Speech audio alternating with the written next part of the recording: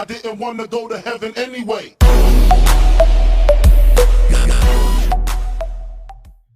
Welcome to the Be Different podcast. Today I have my guest Raul Rodriguez with me. So we're gonna get this right off to the bat. And Raul, tell me who you are, man. Hey Caleb, how's it going? I'm an inventory control clerk at Dick's Sporting Goods over. I work for Dick's Sporting Goods. You know, I do inventory control. I've moved up into that part. I love it. What exactly is inventory control? Like, for So people it's that don't know what's important. going on. Yeah, of course. So the important thing is, in a perfect world, IC wouldn't exist. However, the way it works is sometimes inventory gets messed up. And imagine there's 5 items on the site, but realistically, we only have 4. And 5 people click, buy that item. Well, we only had 4 of those items. Now we got to go cancel one of those items. That person's disappointed. Now we got to shrink out. So we're constantly updating inventory, making sure that everything's right. And as of late, we've been more of a catch-all too. We've been processing returns. We've been doing our department has been growing, which has been nice. So which shows that they trust us a lot more too, and the people that we work Absolutely. With. Yeah, because for those who don't know, I used to be one of Raul's leaders that he would have to go to discuss what's going on. That's why I had him come on today. He basically, like he said, he's inventory control. He talks about what's going on. Like he does basically the entire inventory that's going on inside of a fulfillment center, which he didn't describe that to you guys. He does work for Dick's Sporting Goods, but he works in a fulfillment center. So basically all online orders and everything like that. So Raul, what exactly got you to the point you are right now? It's a long story, Caleb. Originally, I went to college for mass communications. So the big thing, focusing on the production side, the big thing was I wanted to work in TV and film in the back lines, working the video cameras. Gotcha. So I graduated college. I ended up moving over to Binghamton and working at our local TV station. However, you guys may not know, sometimes it doesn't pay so well. No, and I ended up taking multiple jobs. And when I finally got to Dick's, I was working the TV station. I was working as a property manager for my landlord, and I was working at Dick. And I was, working at Dick. So I was working 3 jobs. Wasn't making much, but I was saving all that time. I was just working hard, grinding. But I got to a point where I was exhausted and burnt out. And I came at it, I came at a crossroads pretty much. Do I want to try and focus all my effort on what I went to school for, or did I see a potential with Dick's Sporting Goods, especially because I knew that they were opening another part of the building, which would now be the fulfillment center. So I thought, you want to know what? I'll see where that goes. And I decided to go with the fulfillment center, and I dropped my other 2 jobs, and I've been focusing on this full time, and I have had no regrets. So, I mean, like you're saying that you worked 3 jobs. I mean, that's a lot for a lot of people. I mean, I worked 2 at one point. I worked 2 jobs and a like part-time type of seasonal job. So I understand like where you're coming from. Like it does burn you out, and it burns you out a lot and really quickly too. It's not like gradual like most jobs would be. It's more like you run into a brick wall as soon as you start getting tired. And you pass out and you don't remember what's going on half the time. Entirely. I think my breaking point was I was so exhausted because I was working second shift at Dick's, and then I was working early mornings at the TV station. And then after the TV station, I would help out my landlord for an hour. And I was getting to the point where I was, I was so beat. I was running on like 10 hours of sleep a week. And I was driving to Dick's one morning, and I was like, I'll just close my eyes for a bit. Next thing you know, I'm on the rumble strips right now, just, shaking my car. And it's just, I almost slept on the road. And this ain't healthy. So it's. No, absolutely not. That's a scary point in life. Like, I mean, most people don't get to experience it, thankfully. I mean, I would never hope somebody would get to experience that. But it does take a big toll. But luckily for you, you did work 3 jobs, so that definitely accrued a lot of money throughout the time, and you were able to afford your own house at a younger age. So most people know it's a tough time to try to get a house as it is. It's a lot of money. You need a lot of down payment. It's a big struggle. So tell me how like exactly you went through that process, being the age that you are. So the big thing was also I'm in a loving relationship too with the missus, and that it was more of a tag team effort as well. She helped out a lot, especially when because I still have college loans, which I'm trying. I got a couple paid off. I actually paid off another one last week, but it's you honestly you just got to save. You got to be frivolous. You can't. You got to think to yourself every time you want something. You got to be like, no, do you really? Unless you really need it, you shouldn't be buying it. And it's just it's sometimes it's hard, and you gotta. Some people work to live. You gotta, or some people live to work. But you just gotta. If you have a goal, you gotta make sacrifices, and that means limiting out how much you eat out. It's we were cooking peanut. We were having PB&J sandwiches. We were like cooking at home a lot. We meal prep. I still meal prep to this day. I try not to buy at work often, food at work because it's expensive. No, absolutely. It's just try and save up. Make a buffer, and then you get to the point where it's like, all right, we'll have enough for a house. Then you just went out and bought a house. Like you're just like, hey, we're gonna get a house and we're gonna live a happy lifestyle. So Oh yeah, I mean that too. And we were doing the math on it for in the long run. It's like we were paying 750 for an apartment, which is like that's money. Yeah, it's short run, it's cheaper than a house, but that's money that's not going anywhere. It's going to your landlord. It's not something you invest in your kids. When you buy a house, it's like it's your asset. You're putting money towards it. It just gains value. It's just something down the road you can add on and then sell it for later. It's just, it's something good. it was just a smart choice. And so we had to hunker down quick No, to it. absolutely. So another thing I want to talk about, seeing that you do work at Dick's and you said that's now your full-time job.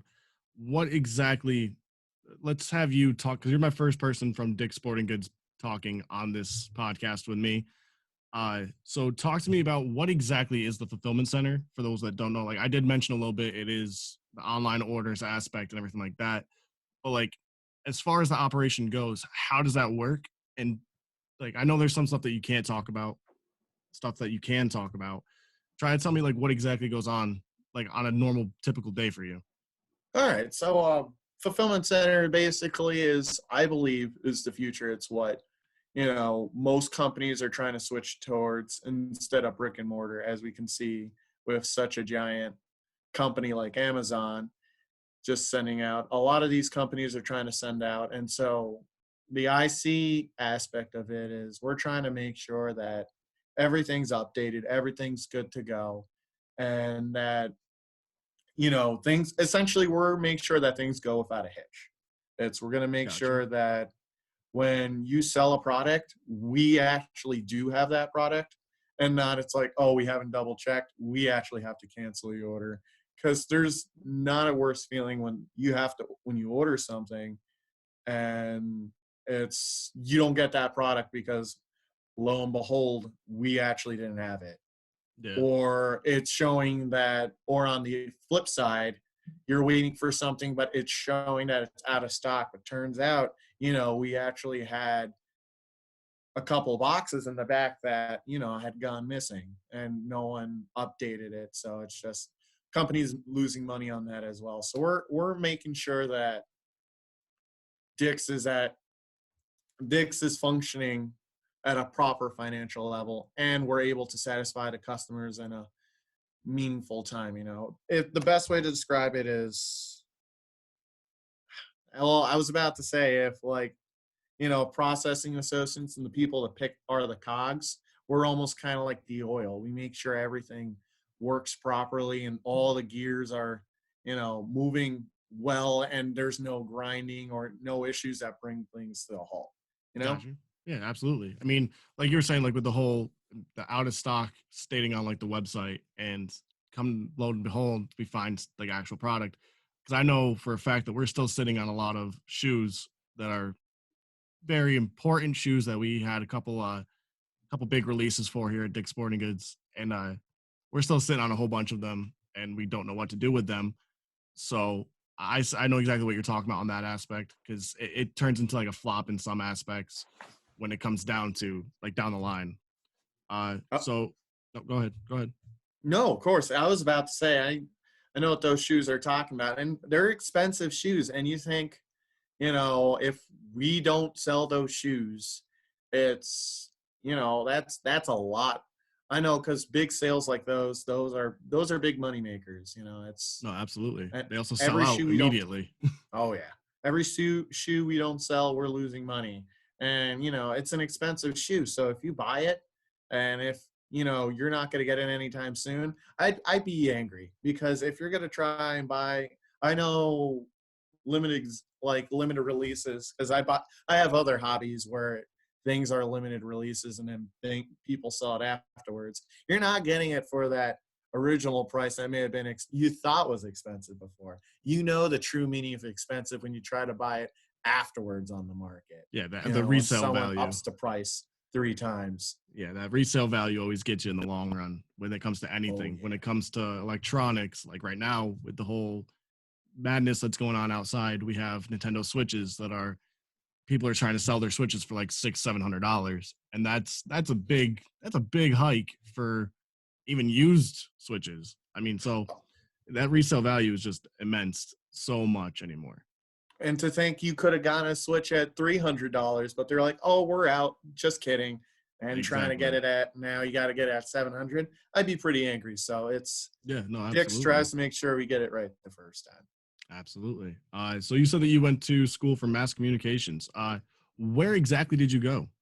I actually went to SUNY Oneonta. Okay. It's a pretty good school. It's over in the New York area.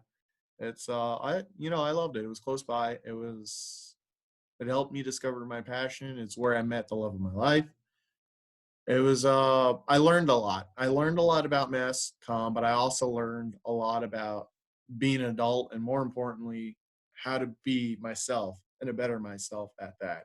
There was a lot of interactions with different people that you normally wouldn't interact with, maybe in your own hometown. So it's a lot of people say to me, "Well, do you feel like college was a waste because you're not working in your field right now and you're paying a lot on student loans?" And Yeah. to some regards, yeah, it hurts my soul every month when I see a giant chunk of money come out of my bank account to something that I may not be using. But I didn't just learn skills about mass communications. I developed myself in many other regards. I worked on campus as a team lead, so I learned how to be a leader. I interacted with whole bunch of groups of people, so I knew how to grow. And I use a whole bunch of things I learned at college, not just in the mass comm field, that I still learn today. It's interacting with troubling coworkers. It's things I learned while I was at school. It's just, all right, be the bigger person. And it's just I could go on and on and on and on, but I really feel college is what you make out of it. And if you just go for either partying or you just go purely for academic, you're truly missing out on everything in between. I mean, I would hope people are going for academic, because if they're just paying a lot of money for partying, I'm sure there's better hobbies that they could be doing on the side rather than paying tens of thousands of dollars to get drunk. Because Oh yeah, I know a couple liquor bottles that aren't going to be costing me that much money to have a good time. So I know. And unfortunately I've seen it, and it's just, again, it's if that's why the only reason why you're going to college, just save your money, man. It's just go out on the bars, go drink, have a good time, but don't spend thousands of dollars that you'll think you'll be fine now, but then you'll be stiffed on student loans and interest. It's going to bite you in the long run. It's going to bite you real hard. absolutely. It's a hard hole to dig out. I've already paid off 2 of my loans. Most of my extra money these days goes to saving so I can pay off another one, and just snowball and snowball and snowball. But it's painful. I've had to pay for college. My parents are immigrants, and I'm the first one of my family to go to college, so I didn't know what to expect. They didn't really had much money saved up for me to go to college, and so now they see and they're like, "Oh man, that's kind of rough." So when I have kids of my own now, I now know to make a nice little savings for them so they don't have to do the same thing I went through. No, no, absolutely. So you mentioned that you're an immigrant, or your parents are immigrants, not you per se, but like, Hmm. where are you guys? Like, where's your family from? So my mom's from Honduras. She was born in San Pedro Sula. She came over to here when she was 19 years old. With the help of my grandmother. My grandmother came earlier, and she sacrificed so much. She saved up a lot of money to help get IDs and get everything ready for my mother to come over to America. And my father is Cuban, and he's from Havana, and he came over. He also sacrificed a lot with his family. I infamously hear the story about how they talk about how they waited on a waiting list for 2 years, That's starving. crazy. The Cuban government took everything and pretty much made them suffer the whole 2 years just to leave. And when they finally could leave, they couldn't bring anything with them. So they came here with nothing on their backs. They came here legally. They struggled, and it was their goal, but they sacrificed so much, and it's just they played a long game. No, that definitely sounds it. Definitely sounds like it wasn't a fun time, but you know what? It definitely turned out for the better because you guys definitely have a better lifestyle. I would imagine. I know there was a lot of issues going on down in Cuba and everything like that. So, like my Spanish teacher in high school was from Cuba, so she told us a lot of the stories about what was going on down there when she left, basically. And like you said, it wasn't a fun time. Oh They yeah, took away everything. They did everything to them. So my my grandmother tells me, I was just talking to her the other day, and when she got her coronavirus check, she sent $200 to them, and she called them up and be like, "Hey, happy Mother's Day," because they got it around Mother's Day, and they're like, "Oh, thank you so much. We haven't had money. We haven't normally we eat rice, but we haven't been able to get rice, and it's just the Cuban people there are starving. It's just some people, some of the more tourist areas look okay, but you look in the more rural spots, and they're suffering. My grandmother, she was telling me a story on how uh, my uncle, he had a whole bunch of farm animals living in his house because he was too afraid to leave them outside. So he's like, all right, I want to try something. So he made a rhubarb cage, and he put his pig in there, left it there overnight. See it, if anybody would get to it. He went to go check on the cage the next day. The only thing left there was the pig's head. They killed the pig and then cut it up and just ripped out pieces little by little, snuck them through all the pieces. Because the head couldn't fit, they just left the head. But it was just, for my uncle, it was a costly thing. yeah, no, absolutely. That's a big cost, especially if that's what their livelihood is. So Yeah. man, it's insane though. Like my teacher was fortunate enough to be like on the wealthier aspect of it, and she told me how her family had to hide all their money and they buried it throughout like their properties and everything like that. And she went back a couple of years ago when they finally like opened up the travel between Cuba and America, and all the money was gone and everything was gone. Like they they didn't want you to have it. They didn't want you to have anything affiliated with their country as soon as you left. So it's definitely something crazy. Absolutely. It's when they got on the list, my father told me they wrote down every little thing that you owned. And so you would wait and wait and wait, and finally your turn came up. And they would check everything on the list that they written down. And it's like, "Oh, I see you're missing this. Did you try selling this?" And some people had to sell it for money just to survive. And they're like, "Well, you're trying to hide out from the government. You go back to the bottom of the list." And it's just horrible. Yeah. My parents had to give up their wedding rings. And it's just to the government, and it's just they got everything. And it's not like you could talk bad about them, because my abuelita was telling me of a story on how her neighbor, got drunk one day and started cursing out, Castro's a piece of shit, yada, yada, yada, all this and that. And then the next day, a couple of people came to his house and they never saw him again. Yeah, no, it's So, unfortunate too. Like it's definitely an unfortunate situation. yeah. So So it's not great over there. I would love to visit Cuba one day, but it's an unfortunate situation, and just makes me realize that, living in America right here, a lot of things suck, but it could be worse. Honduras is not great either. my cousin's he was telling me his first day when he was down there. He was walking, all of a sudden a kid went up to him on his bike, pulled out a gun, and mugged him. That's insane. And he was like, well, this is welcome to Honduras. You know, it's like, you want to take someone in a fancy place, you take them out to McDonald's. That's no joke. McDonald's is actually quite nice down there, but it's just like, it's hard. It's one of the San Pedro Sula is one of the deadliest places in the world. You know, it's just, yeah. And my parents, you know, it's a story of sacrifice. But in the long run, they got here and they're doing so much better, and they're happy they're in America. They're happy that, like, even though we're not like super rich or anything, it's just like we're doing so much better than what we could have been. So it's just like, absolutely. That's definitely like it's definitely a good situation. So I mean, yeah, I definitely understand where you're coming from with that. So I definitely feel for you. It's a good situation that you guys are back in, like, in America, obviously, because it's a land of opportunity, and it's never going to be a joke when they say that. So people need to understand, like, not to take things for granted. Obviously, like you were saying, things could be a lot worse. Like they always say, the grass isn't always greener on the other side.